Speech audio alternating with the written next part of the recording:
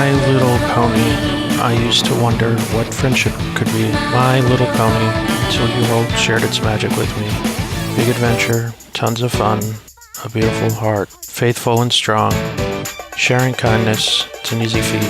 Magic makes it all complete. You have My Little Ponies. Do you know you're all my very best friends?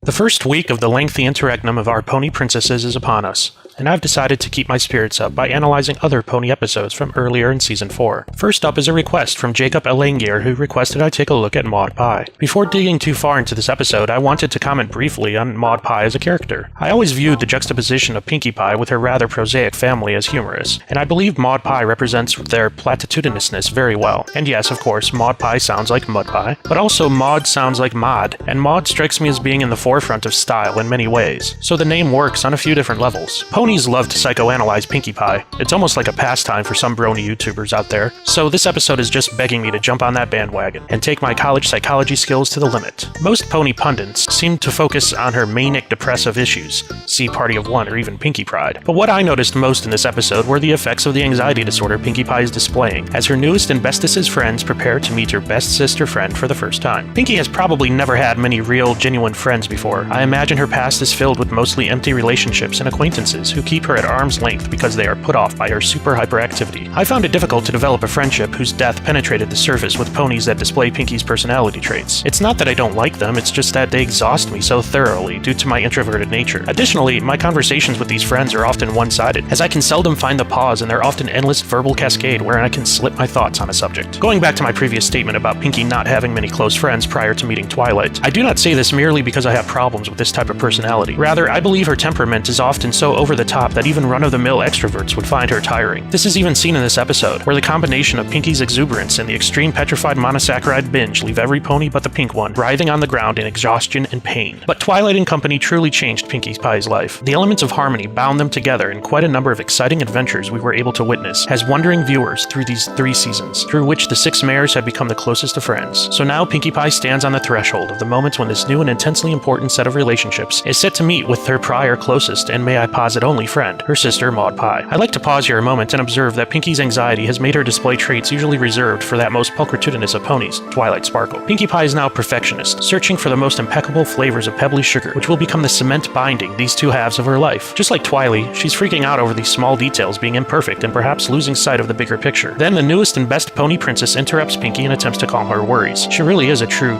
friend. There, how is my annotated analysis of the anxiety-ridden pink party pony? Well folks, it ain't over yet. The Pinkie anxiety analysis is, but I meant the rest of this video ain't over yet. Season 4 was entertaining in so many ways, not the least of which were the risks the writers and animators took in stepping outside the more traditional flashback scene. From the reenactment of Nightmare Moon's rise, to the live-action boneless and gummy dances, to the reincarnation of the book animation seen in the finale, and to this beautiful yet simply animated crayon drawing showing the origin of the rock candy necklace's importance. Not only does it provide a fun way to deliver an exposition, it also takes you back to a time when Pinkie and Maud were fillies, with its almost full-like quintessence.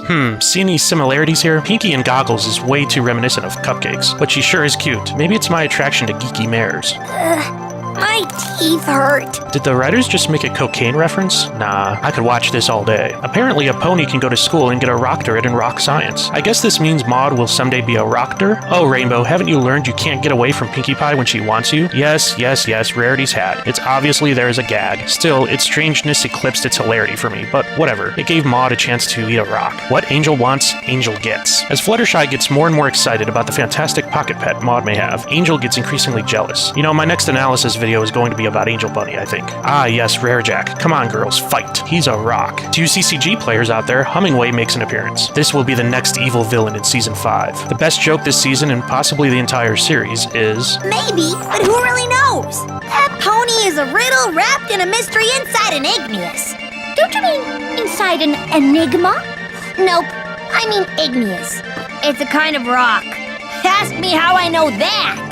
Maud's cutie mark. It is a rock. No surprise, really. This is Rockter Maud, after all. Of course, in the end, we see through the emotionless visage erected by Maud and find that she really is a great sister to Pinkie Pie. She cares deeply for her, and only desires Pinkie to be happy. She goes through this whole rock candy necklace thing not because she likes the rock candy per se, but because she likes spending time with her sister. Of course, if the ponies had realized earlier that this was all about Pinkie instead of making it about themselves, perhaps they would have made the necklaces together to begin with instead of watching on in stunned silence as Boulder's much bigger brother bore down on Pinkie. But whatevs, the ending was adorbs, and the whole episode was awesome. Maud Pie is a great character, a true anti-Pinkie in so many ways, yet so much emotional depth was still on display in these final scenes. I give this episode 1 Boulder out of Colorado. Would definitely watch again. Oh yeah, how did Twily and friends beat Maud and Pinkie to the rock farm? If only I had a dime for every analysis video that made this observation. Okay, let's attack this analytically, shall we? It's silly to question whether or not it should have happened, because it has. So how could it have happened? Maud Pie was always shown to be a slow walker, so any trip to and from the train station may have been slower just by her pace. We do not know if there are express trains in Equestria. Perhaps Maud and Pinkie had to take a normal train and the other 5 ponies got an express. Or I have another idea. Of the 5 remaining ponies, you have 2 Pegasi, an alicorn, a unicorn, and 1 earth pony. Additionally, the alicorn has been shown to have some bucking impressive teleportation and telekinetic powers. Is it too hard to imagine them flying? Perhaps with Twilight providing a telekinetic floating spell for Rarity and Applejack? Or maybe they got themselves one of them flying coaches. And if the 2 Pegasi and Twilight pulled, they should be able to make some pretty good time to the rock farm, especially with Rainbow, right? Okay, so what is that, like 4 possible explanations for how the other ponies beat Maud and Pinkie to the rock farm? The debate's over, right? So what did you think about Maud Pie? Leave me a comment below and let me know what I missed, what you thought about the episode, or if you think I'm an annoying nincompoop who should stop wasting his time on these silly videos. See you later, every brony.